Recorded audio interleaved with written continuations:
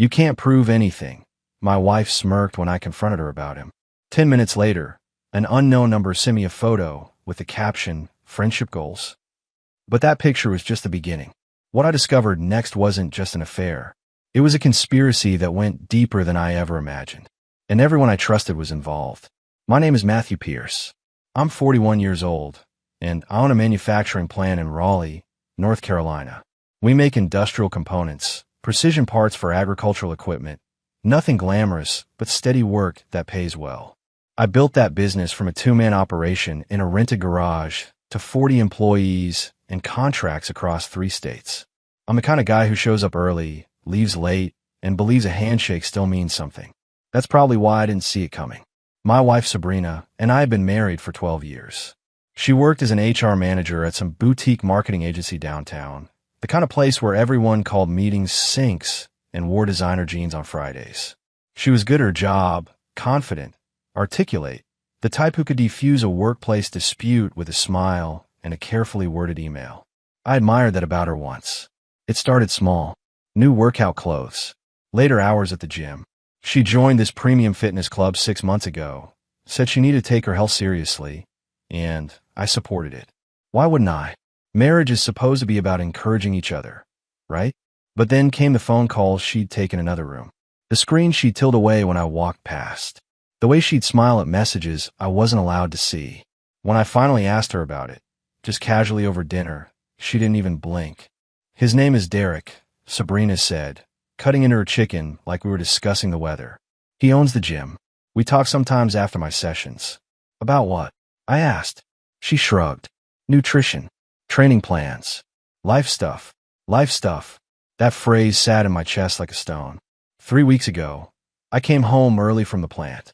A supplier shipment got delayed, and I figured I'd surprise her, maybe take her out for lunch.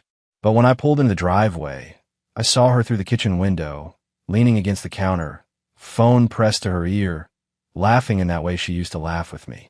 Her whole body was relaxed, open, like whoever was on the other end had just said the funniest thing she'd heard all year. I walked in quietly. She didn't notice me at first, too absorbed in her conversation. I know, she was saying, her voice low and warm. "He's clueless. Completely clueless." She turned and saw me standing there.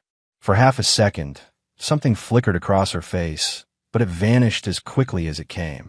She ended the call, set the phone down, and smiled. "Hey, babe," she said. "You're home early." "Who was that?" I asked. "Derek," she said without hesitation. "From the gym. You were talking about me." She laughed, actually laughed. "Matthew, don't be paranoid. We were joking about how oblivious most guys are about meal prep. Relax." But I couldn't relax. Not after that. So I started paying attention. Really paying attention. And the more I watched, the more the pieces started falling into place. The late nights. The new lingerie she bought but never wore around me. The way she'd come home from the gym glowing, energized, like she just had the best hour of her day. Last night, I finally confronted her. "Are you sleeping with him?" I asked. She looked at me with this calm, almost pitying expression, and then she smiled. Not a guilty smile, not an apologetic smile. A smirk. "You can't prove anything, Matthew," Sabrina said. "Derek is just a friend. Just a friend." Those 3 words hung in the air like a challenge. I didn't sleep that night. I sat in my office, door locked, staring at my phone, waiting for something I couldn't name. And then, at 11:47 p.m., it came. A message from an unknown number. No words. Just a photo. The photo loaded slowly, pixel by pixel, like the universe wanted to give me one last chance to look away. I didn't take it. There she was. Sabrina. My wife of 12 years. Naked from the waist up, curled under white sheets I didn't recognize, her head resting on a bare chest that definitely wasn't mine. Derek Lansing, owner of premium fitness centers, personal training certifications probably framed on some wall somewhere, looking at the camera with a smug half-smile. Her hand was on his chest, possessive, comfortable, like it had been there before and would be again. The caption underneath read, "Friendship goals?" I stared at that question mark. Someone had a sense of humor. Someone thought this was funny. My hands didn't shake. That surprised me. I expected rage, expected to throw the phone across the room, put my fist through the drywall, something dramatic that would match the moment. But instead, I just sat there in the cold blue light of my office, feeling something inside me switch off. Not break. Switch off. Like a circuit breaker hitting its limit and simply shutting down to prevent further damage. I checked the number. Unknown. Blocked caller ID. But someone had taken this photo. Someone who knew both of them. Someone who wanted me to see it. I zoomed in on the background. The headboard was leather. Tufted. The wall behind them was painted a dark gray. Not our bedroom. Not our house. Some hotel, probably. Or his place. The timestamp on the photo showed it was taken that evening. 4 hours ago. While I'd been sitting in our living room watching a basketball game, she'd been there. With him.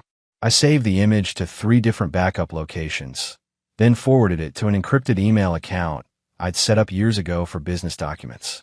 Evidence doesn't mean anything if you lose it. Then I sat back and thought. Confronting her now would be the emotional play. Storm downstairs, throw the phone in her face, demand answers, listen to lies and justifications and tears that wouldn't mean anything. The nuclear option. Satisfying for about 10 minutes, and then what? She'd lawyer up, spin some story about how I was controlling or paranoid, paint herself as the victim of a suspicious husband. I'd seen it happen to other men, good men who reacted instead of planned. No, this required precision, the same precision I used in my business. You don't build a successful manufacturing operation by making hasty decisions based on raw emotion. You gather data. You analyze. You execute. My phone buzzed again. Another message from the same unknown number. There's more. Meet me tomorrow. 2 p.m. Parkside Cafe on Glenwood. Come alone. I typed back. Who is this? 3 dots appeared, then disappeared.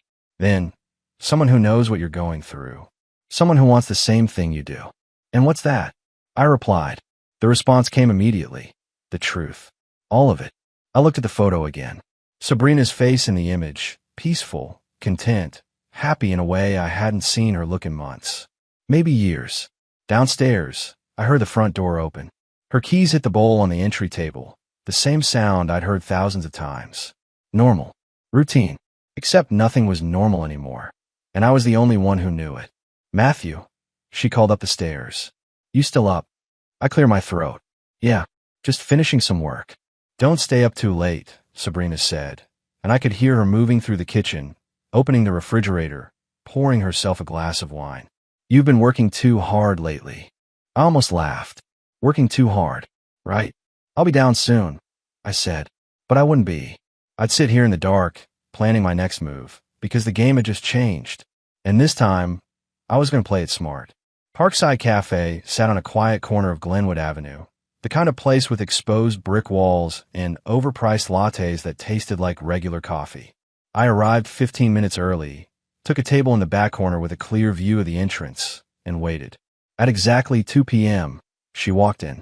Andrea Lansing. I recognized her from the photos on Derek's gym website. The smiling woman standing next to him in the Our Story section, talking about their shared vision for wellness and community. She looked different in person. Thinner. Tired. Her hair was pulled back in a simple ponytail. No makeup. Wearing jeans and a plain gray sweater that had seen better days. She spotted me immediately, walked over without hesitation, and sat down across from me. Matthew Pierce, she said. Not a question, a statement. Andrea Lansing, I replied. She nodded once, then reached in her bag and pulled out a thick manila folder. She placed it on the table between us, but kept her hand on top of it. Before I show you what's in here, Andrea said, her voice quiet but steady, I need to know what kind of man you are. Are you going to lose your mind? Start making threats? Do something stupid that ends with police involvement? I met her eyes. I'm the kind of man who built a business from nothing by making smart decisions, not emotional ones. I'm angry, yes, but I'm not reckless. She studied my face for a long moment, then slid the folder across the table. I opened it. Inside were printouts, text message screenshots between Derek and Sabrina going back 8 months, hotel receipts, a reservation confirmation for a weekend trip to Asheville I'd never heard about, scheduled for next month while I'd supposedly be at an industry conference in Atlanta, photos of them at restaurants I'd never been to, laughing over wine, holding hands across tables. There's more, Andrea said. She pulled out her phone, scrolled through something, then turned the screen toward me. A video. Derek and Sabrina entering a hotel room. The timestamp from 2 weeks ago. Another video of them leaving 3 hours later, her adjusting her blouse, him with his arm around her waist. How long have you known? I asked. For months, Andrea said. I found charges on her credit card for a boutique hotel. When I asked him about it, he said it was a client appreciation event. But the charges kept coming. Different hotels. Always on the same days of the week. Thursdays, I said, remembering Sabrina's late gym nights.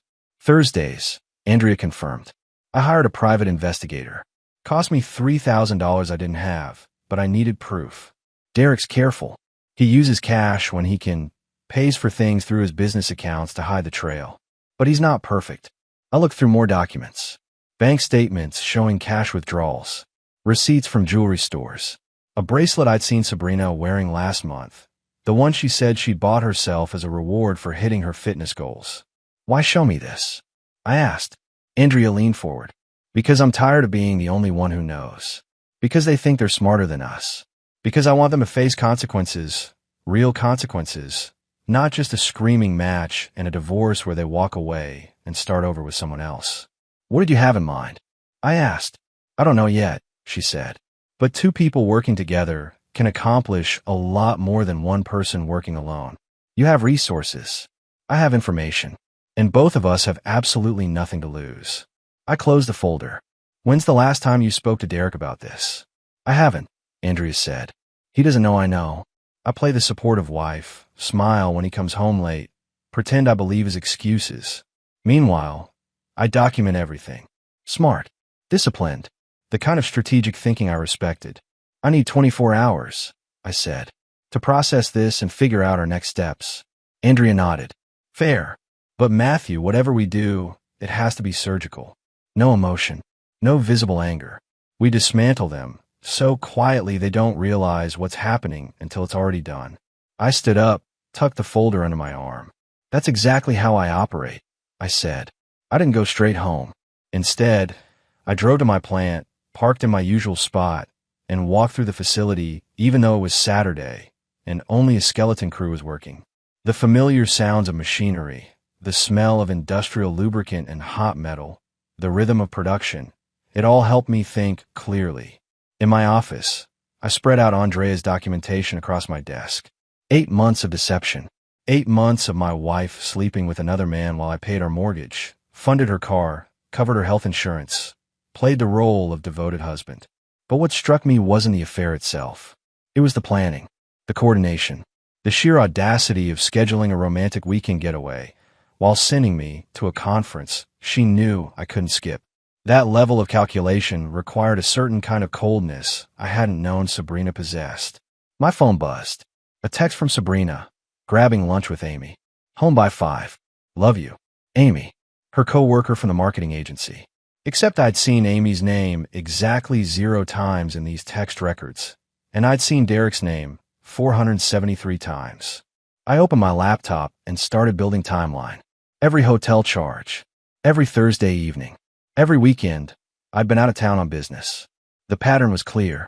Whenever I traveled, they escalated. 2-night stays. Expensive restaurants.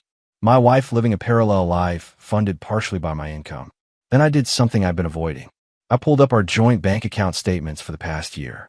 Sabrina had access to our savings, same as me. We'd always operated on trust.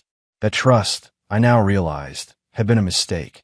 There, a withdrawal of $8,000 3 months ago. Another $6,000 2 months before that. Smaller amounts scattered throughout, $500 here, $700 there. All cash, all untraceable, totaling nearly $23,000 over the past year. I called our bank, asked to speak with our account manager. David, I said when he picked up, it's Matthew Pierce. I need to make some changes to our accounts. Of course, David said. What can I help you with? I want to restructure our joint accounts, I said. Move the majority of our savings into a separate account with only my name on it. Keep the joint account operational, but limit the balance. That's a significant change, David said carefully. Does your wife know about this? Not yet, I said, but she will. Consider this a protective measure while we work through some financial planning. There was a pause. David had been our banker for 6 years. He was smart enough to read between the lines. "I can have that ready for you Monday morning," he said. "You'll need to come in and sign some paperwork." "I'll be there at 8, I said. After I hung up, I opened a new document on my computer and started typing. A list. Everything Sabrina and I own jointly. The house, purchased 5 years ago, title in both names, but down payment from my business profits. Her car, financed through our joint account. The investment portfolio we'd built together, though my contributions have been triple hers. Then I did something that would have seemed paranoid a week ago, but now felt necessary. I logged into our insurance accounts, our utility bills, everything with both our names attached, and changed all the passwords. Documented every login, every change, every transaction. Andrea was right. This had to be surgical, and surgery required preparation, sterile environments, and steady hands. My phone rang. Sabrina. "Hey," I answered, keeping my voice normal. "Hi, babe," she said. "I'm actually running a bit late. Amy and I got to talking. Might be closer to 6. "No problem," I said. "Take your time." "You're the best," Sabrina said. "See you soon." I hung up and looked at the photo Andrea had sent me. Sabrina and Derek in bed together, comfortable, shameless. They thought they were being clever, thought they'd cover their tracks. They had no idea what was coming. Richard and Patricia Hartley's house sat in one of Raleigh's older neighborhoods, a brick colonial with mature oak trees, and a garden Patricia tended like it was her second career. I've been coming here for Sunday dinners since Sabrina and I started dating 13 years ago, back when I was just a guy with big dreams and a small machine shop. Now I pulled into their driveway, knowing things that would destroy them. Sabrina's car was already there. She'd texted me an hour ago, saying she'd arrive early to help her mother with dinner preparations. More likely she'd spent that hour texting Derek, making plans, living in her alternate reality. I grabbed the wine I brought, a nice Pinot Noir that Richard favored, and walked to the front door. Before I could knock, Patricia opened it, pulling me into one of her warm hugs that smelled like vanilla and lavender. "Matthew, sweetheart," she said. Come in, come in. Dinner's almost ready." Inside, the house looked exactly as it always did. Family photos on every wall, including our wedding portrait above the fireplace. Sabrina in her white dress, me in my tuxedo, both of us smiling like we believed in forever. Richard came out of his study, still wearing his reading glasses, hand extended for his usual firm handshake. At 68, he was retired but sharp, the kind of man who'd built a successful engineering career through attention to detail and honest work. Qualities I'd always respected. Qualities I'd thought he'd pass to his daughter. "Matthew," Richard said, gripping my hand. "Good to see you. How's business?" "Strong," I said. "Just landed a new contract with an agricultural equipment manufacturer out of Iowa. Should keep us busy through next year." "That's my boy," Richard said, clapping me on the shoulder. "You've built something solid. I'm proud of you." Those words hit harder than they should have. Proud of me. If only he knew what his daughter was doing behind my back, using the stability I'd built as cover for her affair. Sabrina appeared from the kitchen, wearing a blue dress I hadn't seen before, her hair styled in a way that seemed too elaborate for a family dinner. She kissed my cheek, a performance for her parents. "Hi, honey," she said. "You look tired. Long day at the plant." "Always is," I said, matching her tone perfectly. We sat down at dinner, the four of us around the dining room table that had hosted countless family meals. Patricia had made her signature pot roast, the same recipe she'd been perfecting for 40 years. Richard poured wine. Sabrina served vegetables. Everything normal. Everything a lie. "So," Richard said between bites, "Patricia and I have been talking about our estate planning. Getting older. Want to make sure everything's in order." I felt Sabrina stiffen slightly beside me. "We're meeting with our attorney next week," Patricia added. "Updating our trust documents. We want to make sure you two are taken care of if anything happens to us." "That's very thoughtful," I said carefully. "Well, your family," Richard said. "Everything we have, it'll go to Sabrina eventually. But we want it structured properly. Trusts, beneficiaries, all that legal stuff." I nodded, filing away every word. Trust documents. Beneficiaries. Legal structures that could be modified, adjusted, controlled if someone had the right access and the right motivation. "Actually," I said, "I've been thinking about estate planning myself. For the business. Making sure everything's protected and organized." Would you mind sharing your attorney's contact information? Might be good to use the same firm. Keep everything coordinated. Richard's face lit up. Absolutely. Gerald's been our attorney for 20 years. Solid guy. I'll email you his information tomorrow. Perfect, I said. Sabrina looked at me with a strange expression, something between suspicion and curiosity. Since when are you worried about estate planning? You're 41. Since I built a business worth protecting, I said evenly.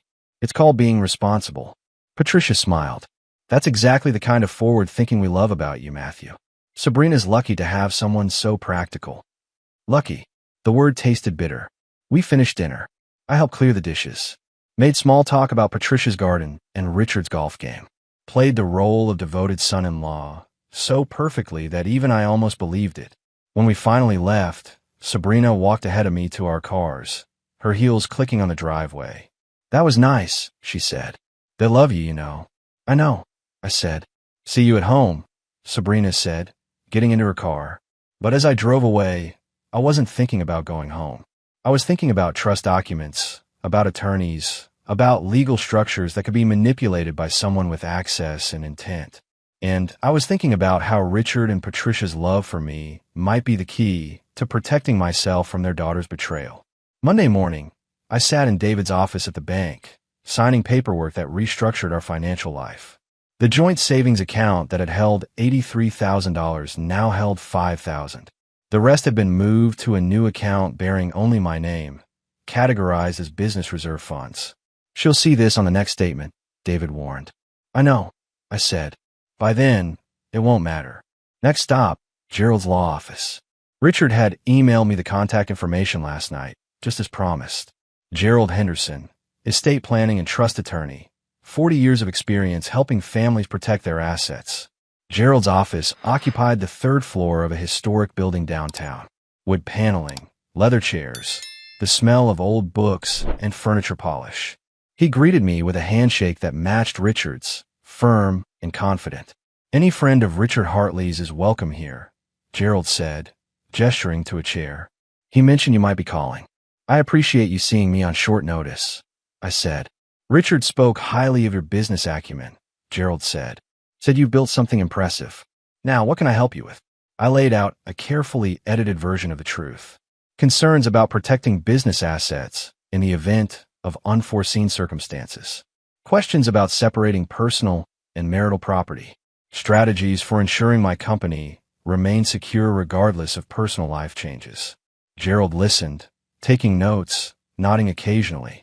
You're thinking about divorce, he said finally. Not a question. I'm thinking about protection, I said. He leaned back in his chair. Matthew, I'm going to be direct with you. North Carolina is an equitable distribution state. In a divorce, marital property gets divided fairly, not necessarily equally, based on various factors. Anything acquired during the marriage is generally marital property, unless you can prove otherwise. What about a business I built before the marriage, but grew during it? Complex, Gerald said.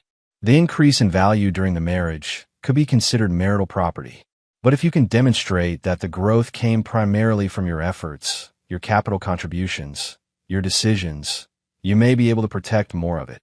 And personal assets purchased with business profits? Depends on how clearly you've maintained the separation between business and personal funds, Gerald said.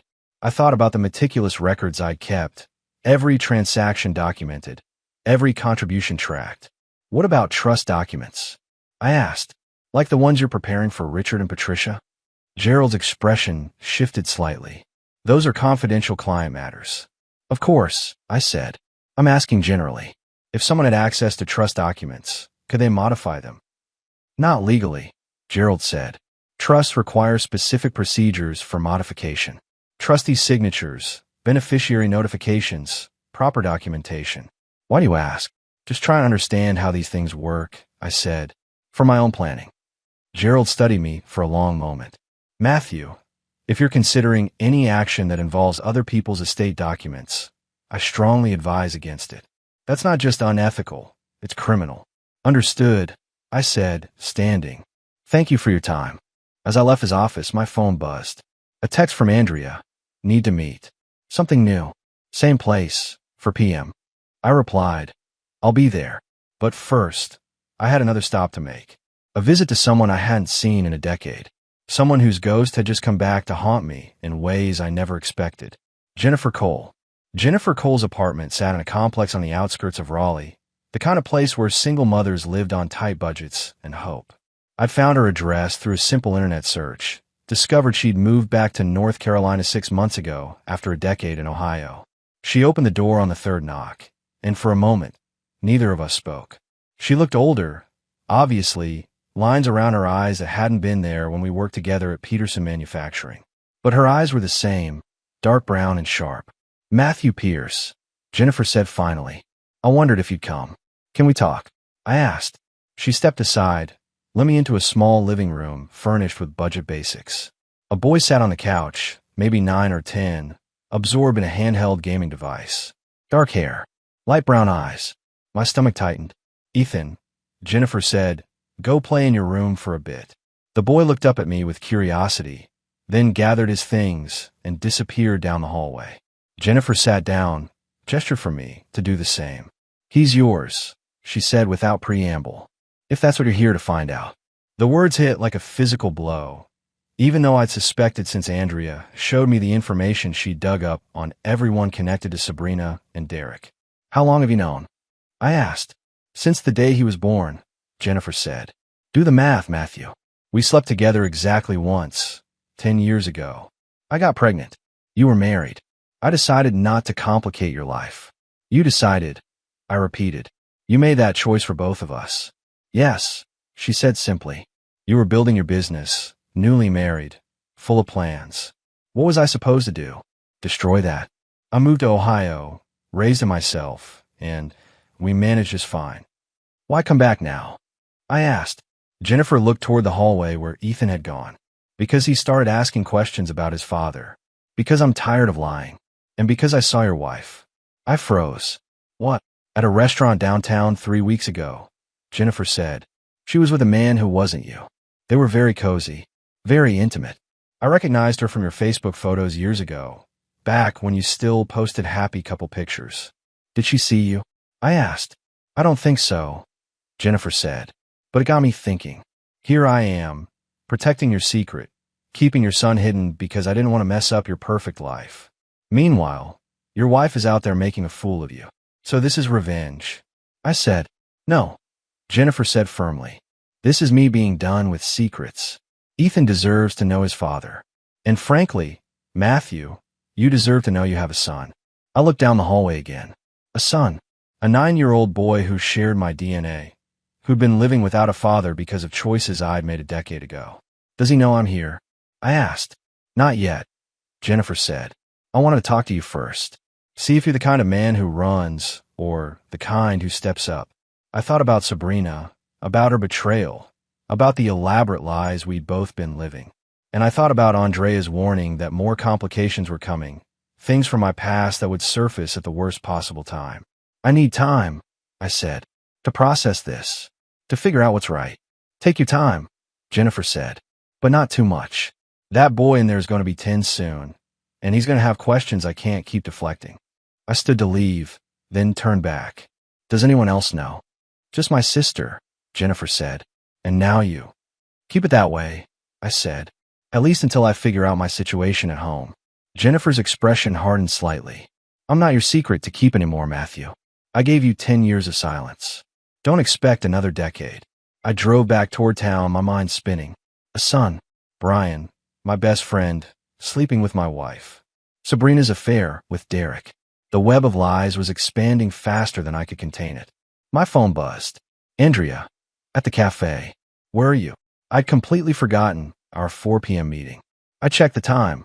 4:17. I texted back. On my way. Something came up. When I arrived, Andrea was sitting at her usual corner table, but she wasn't alone. A man sat across from her, mid-40s, wearing an expensive suit, his posture rigid with barely controlled anger. Andrea saw me and waved me over. Matthew, she said, this is Stephen Granger, my competitor, the man who'd been trying to steal my military contract for 6 months. We need to talk, Granger said, because apparently we have a mutual problem. Stephen Granger looked like a man who'd aged 10 years in a week. His suit was expensive but rumpled, his tie loosened, dark circles under his eyes that spoke of sleepless nights. "I'm going to be direct," Granger said once I sat down. "6 months ago, I paid Derek Lansing $50,000 to seduce your wife." The coffee shop noise faded to background static. Andrea was watching me carefully, probably worried I'd do something violent. "Keep talking," I said, my voice colder than I'd ever heard it. "I needed that military contract," Granger continued. "Your bid was better, your facility more efficient, your timeline more aggressive. I was going to lose, and losing would have meant laying off 30 employees. So I looked for leverage. And you chose my marriage," I said. "I chose distraction," Granger said. "I hired a private investigator who found out your wife went to Derek's gym. Derek had a reputation, let's say, for being open to certain arrangements. I approached him with a business proposition. Make her fall for him, destabilize your home life, wreck your focus during the critical bidding period. And he agreed," I said. "For $50,000, yes," Granger said. "25 up front, 25 when you filed for divorce or withdrew your bid." I looked at Andrea. "You knew about this?" "I found out yesterday," Andrea said. "Found emails in Derek's account referencing the payment. I traced the source, found Granger's company, and contacted him directly." "Why are you telling me this now?" I asked Granger. "Because Derek double-crossed me," Granger said, his voice bitter. "He was supposed to create chaos, not actually fall for her. He was supposed to keep it controlled, manageable. Instead, he got emotionally involved. Started making plans to leave Andrea. Convinced Sabrina to leave you. Talking about them starting a life together. They're in love," Andrea said flatly. "Or at least they think they are. Which makes them dangerous. To all of us," Granger added. "Because Derek's getting greedy.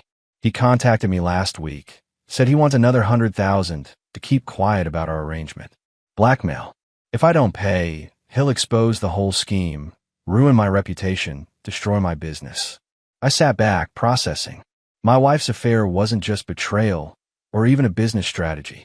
It was a conspiracy that had spiraled out of control. "What do you want from me?" I asked Granger. "Help," he said simply. "Andrea says you're smart, methodical. She says you've been gathering evidence, planning a strategic response. I need Derek dealt with, legally and permanently. And I need it done in a way that doesn't expose my involvement." "You mean you need me to destroy him while you stay clean?" I said. "Yes," Granger said without shame. "I'll pay you $200,000. Enough to cover your legal fees, compensate you for what I've done, and fund whatever revenge you're planning." "This isn't about money," I said. "Then what is it about?" Granger asked. "Justice," I said. "But not just for me. For Andrea. For everyone they've hurt." Andrea leaned forward. "I have a proposal. We combine everything we know. Granger's financial records proving the payment. My documentation of the affair. Your evidence of asset theft and deception. We build a case so airtight that Derek and Sabrina can't escape it. And then..." I asked. "Then we go public," Andrea said. "Not just divorce court. Social media. Their professional networks. We make sure everyone knows what they did." "That's social execution," I said. "That's consequences," Andrea corrected. "They chose to lie. They chose to manipulate. They chose to destroy marriages for money and thrills. We're just making sure the truth comes out." I looked at Granger. "What about your part in this? Your payment to Derek?" "I'll take my lumps," Granger said. "I'll admit I made a terrible decision driven by desperation. But I'll frame it as being victimized by Derek's escalating demands, not as the architect of the scheme." "You want me to help you play victim?" I said. "I want us all to survive this," Granger said. "And I want Derek Lansing to lose everything." My phone buzzed. A text from Sabrina. "Working late again. Don't wait up. Working late. With Derek. Planning their future while the man who paid for their affair sat across from me, offering blood money." "I need to think about this," I said. "Think fast," Andrea said. "Because I just found out they're planning to go public with their relationship next week. Valentine's Day announcement. They're going to tell everyone they fell in love and can't deny their feelings anymore. Valentine's Day. 3 days away. Then we have 72 hours, I said, to make sure their announcement becomes their confession." Valentine's Day arrived like Judgment Day. Andrea, Granger, and I had worked 72 hours straight, assembling everything into one devastating presentation. Bank records showing Granger's payment to Derek. Text messages proving the affair. Hotel receipts. Photos. Voice recordings Andrea had made of Derek bragging about his scheme. And screenshots showing Brian's involvement, his payments, his betrayal of our friendship. We chose a restaurant.